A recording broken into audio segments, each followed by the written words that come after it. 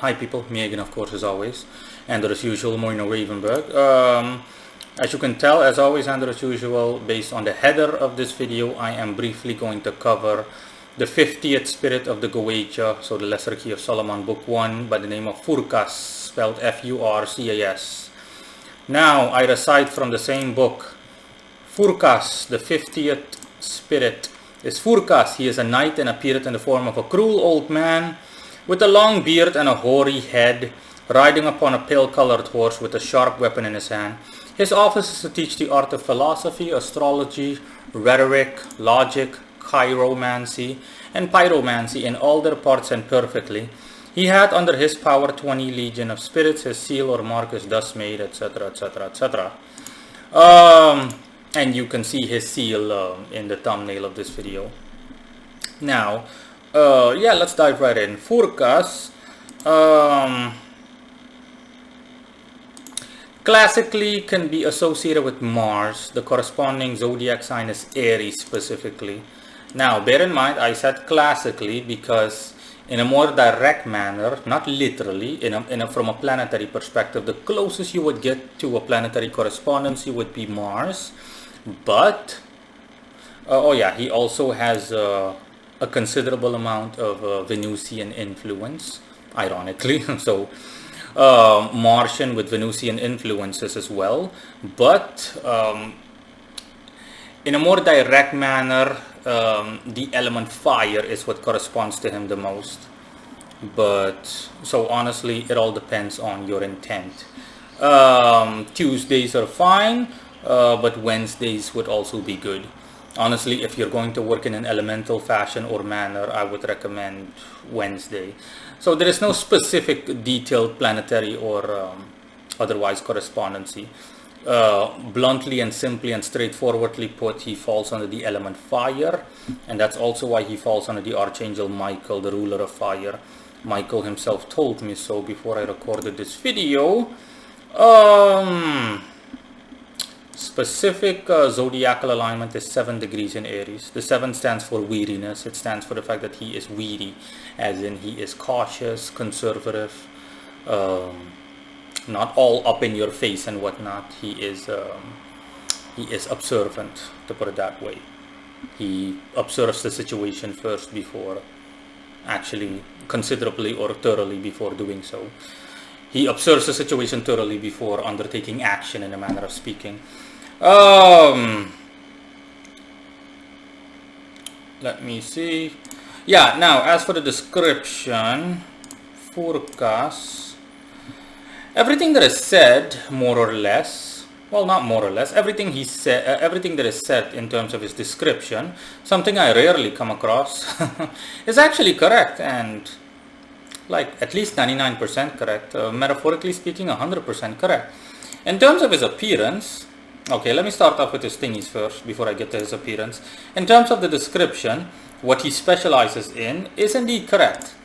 Okay, shortly summarized, so in summation, he specializes in divination by using naturistic elements or elements that have a naturistic affinity to them by human standards. Specifically or especially fire. As a matter of fact, the definition of pyromancy, the conventional definition of pyromancy is, I had to look it up briefly because generally speaking, what most people in the world understand when they use the word pyromancy stands for, especially in an occult context, stands for using fire in your own practice. And overall, pyromancy would stand for utilization of fire in some way, shape, or form. But specifically, by classical definition, pyromancy stands for divination through the use or utilization of fire. So using fire to carry out divinatory readings. So yeah, that's exactly what is the case with Furcas, and that's what he also specializes in. Other than that, he specializes in pretty much everything else by default. So any element you want to use, like you want to use the earth, you want to use this or that, all the things that are mentioned other than pyromancy, like chiromancy, which is palmistry, you name it, rhetoric, logic, it just goes on. Okay, astrology as well at a base level, albeit, I mean, at a base level, you know, the way that they used to practice astrology classically. Yeah, I mean, of course, you can also do so in a modern context, but not so much including, not so much with the inclusivity of the whole technological aspect of the whole scientific aspect of astrology. So the message is clear. He specializes in divinatory readings, all the while divinatory readings through the utilization of naturistic elements, or just the plain basic elements, specifically the element fire. That's what he specializes in the most. Although the rest is equally good, in a manner of speaking. The rest is also on point and clear to be used. Now, there is one drawback, and he also admitted that in a manner of speaking. He also stated that, not that it was necessary because the information clearly points out, but still, it's good to see that that's the case, that he's aware of that as well. The drawback is that Furcas, when teaching you all of the aforementioned, he is going to, Furcas is going to, how should I put this? Furcas is going to, it takes a while. Let's just say he's a slow teacher.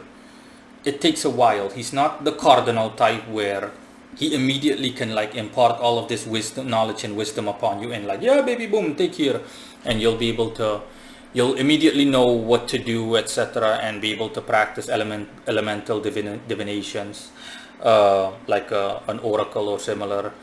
Just as an example, okay, in a manner of speaking, as a figure of speech, like in a month or so, nah, okay. The growth will come, but it will come in a learning curve, slow-like manner, or at best gradually. So he's a slow teacher in the sense that the wisdom and knowledge and vice versa will be imparted upon the target in question, so to speak. So the pupil in question, at a slow, gradual, but stable pace. That's the benefit. The benefit is that, yeah, he teaches you slowly, but he teaches you in a stable and consistent and in such a manner that it will be long lasting, obviously. In such a manner that it will be long lasting. So stability and consistency and durability, but the drawback is that it will take a while, okay? Slow and or gradual growth in the aforementioned specialty. Now, last but not least, his appearance. His appearance is also correct. It's essentially an old man. Think of Merlin from, you know, the medieval tales, Merlin, the wizard Merlin, wearing a black robe, sitting on a weird looking horse. By weird, I don't mean offensive, but it's weird as in the horse, like, you can tell that it's not like a regular horse, like a horse in the material world, obviously not the case, but I mean, even by astral or spiritual standards, it's the horse is weird in the sense that it like doesn't behave like a regular horse. Not that it is, but you know what I mean. Even by spiritual standards, it's like also weird. Like the horse is like the horse is odd, okay? The horse moves in odd patterns, and the horse has like sometimes completely blackened pupils. Like initially the horse also like all the way came up to me and like pressed its face up to mine, and I did the same. I'm like, meh. And it goes like this with its nostrils, and I did the same. And I found it quite comical. And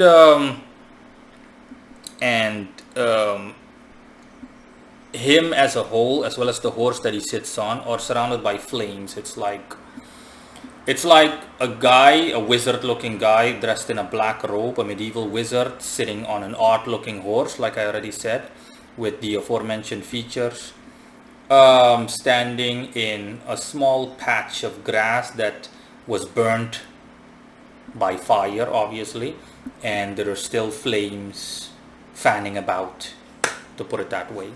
That's what he looks like description wise. The robe can either be black or gray, and he can put on different appearances. He told me that he can appear as anything, honestly, and he showed me alternate appearances, but He prefers that appearance, the one I described just now, because it's quite, it's his most pure, his purest and most potent of forms, as in original, you know, OG.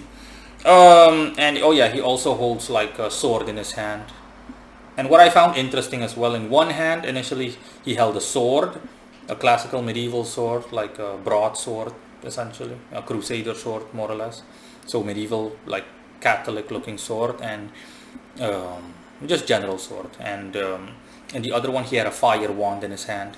Now, the fire wand, Google fire wand if you don't know what a fire wand is, and Google specifically Golden Dawn fire wand. And practitioners and that are familiar with the Golden Dawn, the GD, they know what I'm talking about. It's that looking fire wand, exactly the way that a fire wand is, that the Golden Dawn taught people how to make fire wands for magical practices.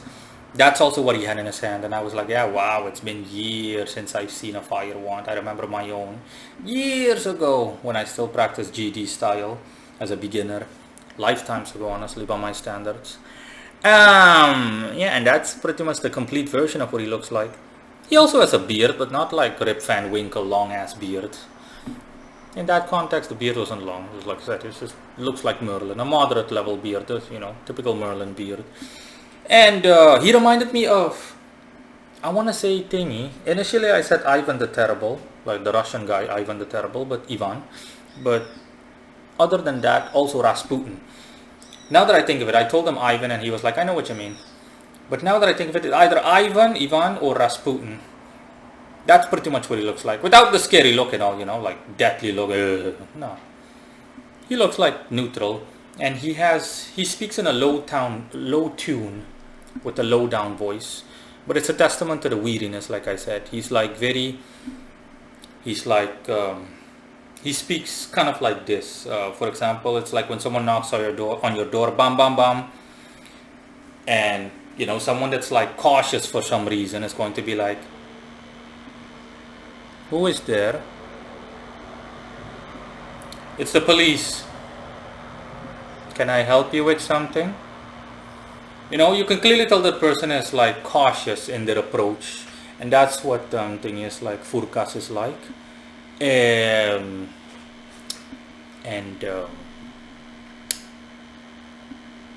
like I already said, Michael rules over him because Furcas aligns the most with the element fire, and Michael rules over fire, so hence that. And that's pretty much it. Let me see if I had anything else. No, that's pretty much it. So everything is clear. Be aware. You're going to work with Furcas for what he specializes in, of course, or what he's known for. The information is legit. It's rarely the case that I see, like I already mentioned initially. But expect it to be a slow growth curve. Don't expect to learn fire-based and overall divinations through the elements like in a month or so. Expect like what, half a year. Expect 4 months to half a year, or a year even. Okay, the benefit is that once you've learned it, you're good to go, you're set for life. Now yeah, one last thing, let me ask Furcas one other thing, so that I know what time it is. One other thing, Furcas, let me ask you one other thing. What's your affiliation?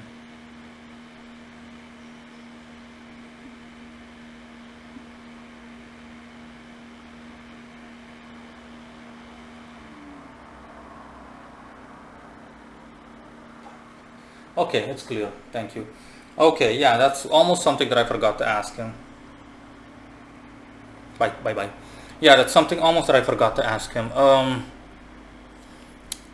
What his alignment is, as in what is he, celestial, infernal, or what?